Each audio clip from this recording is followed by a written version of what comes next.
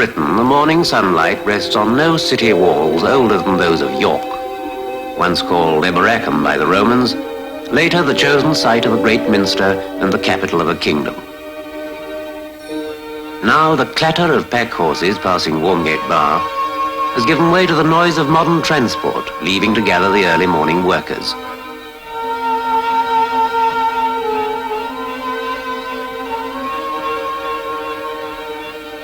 Embattled York, they called it once, when Booth and Bar used to watch the wild road north, and these streets were loud with stalls and bargaining tongues. Now, traders and typists, merchants and clerks rally to the shops and offices where today's business is gathered. The older streets have lost their traffic that grew too big for cobbled alleyways and burst out of them, went to the walls and broke great breaches through, so that York could reach out into a new age to take the railways into its lap. It must have shaken the old walls when the first trains came rumbling through. That was back in 1840 or thereabouts. Now York's something of a centre for transport, with a grand station that any station master'd be proud of. And that's where I come in.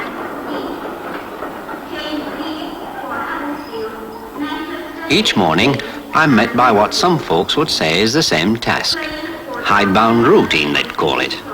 Well, some of it may be, though there's more to railways than routine if you care to look for it.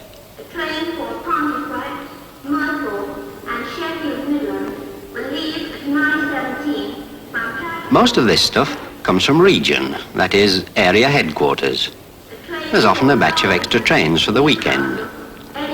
Some don't need more than a glance. Now, I can leave that lot to my secretary. But there's some that need a bit more organising. There may be a cup tie somewhere.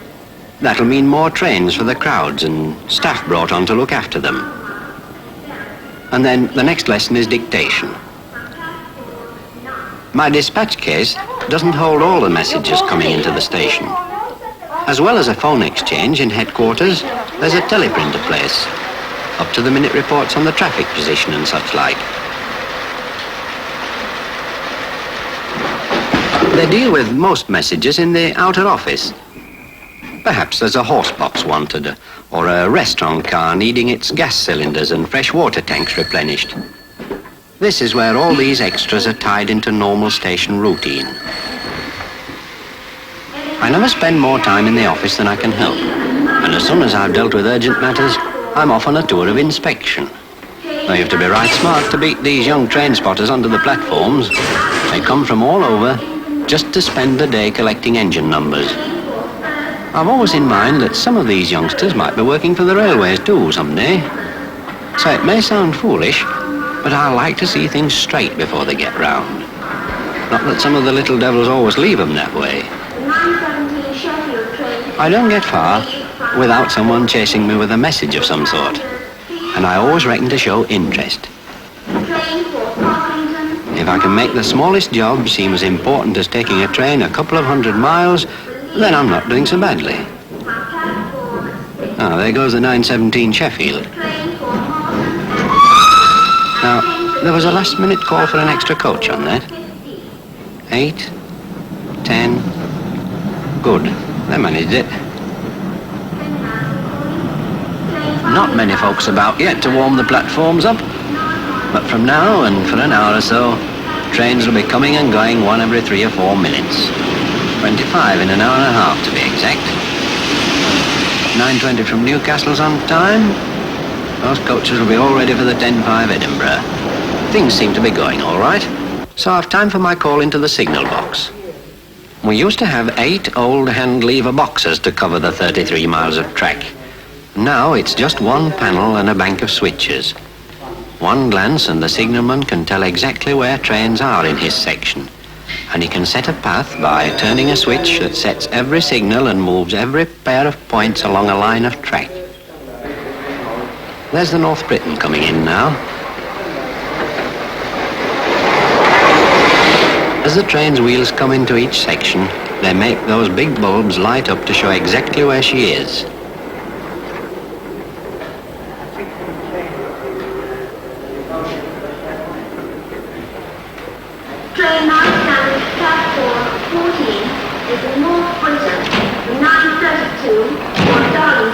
We keep a record of delays, and whether it's a piece of coal in the points or an elephant on the line, down it goes in this occurrence book.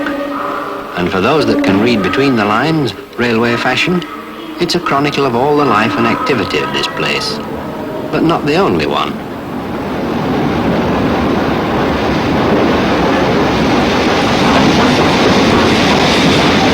Train now arriving at platform 14 is the 9:50 for Grantham and King's Cross. Train now calling. This is York. This is York. Train now standing at platform 14 is the 9:50 for Grantham and King's Cross. A train for Rotherham, Sheffield, Derby, Birmingham, Gloucester and Bristol will leave at 10:03 from platform 8 south. Train for Church Benton, Carisbrooke, Normanton, Wakefield.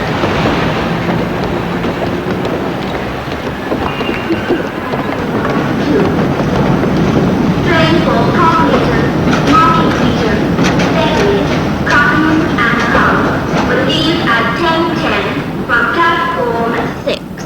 A train for Malton and Scarborough at 10:15 from platform 15. The Bradford Scarborough should be ready. Ah yes, they're setting the path now.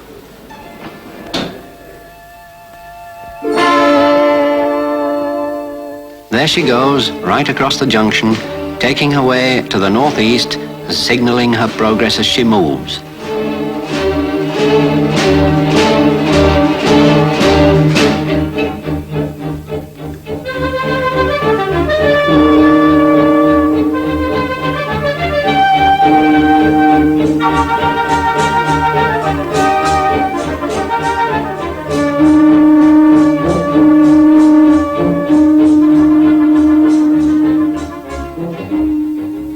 Morning rush is just beginning to tail off now, but the day's work isn't just moving trains in and out of the station.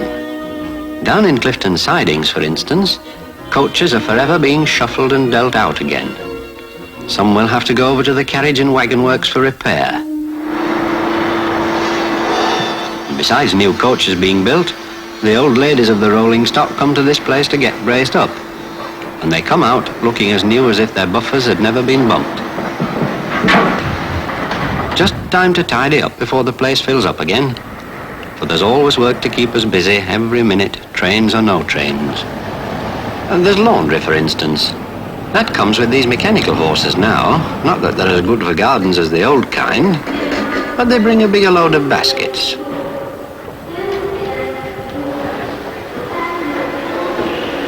We're one of Transport's central laundries in York. Every day there are baskets of clean linen going from here to station hotels all over the country, and down to King's Cross for sleepers and restaurant cars.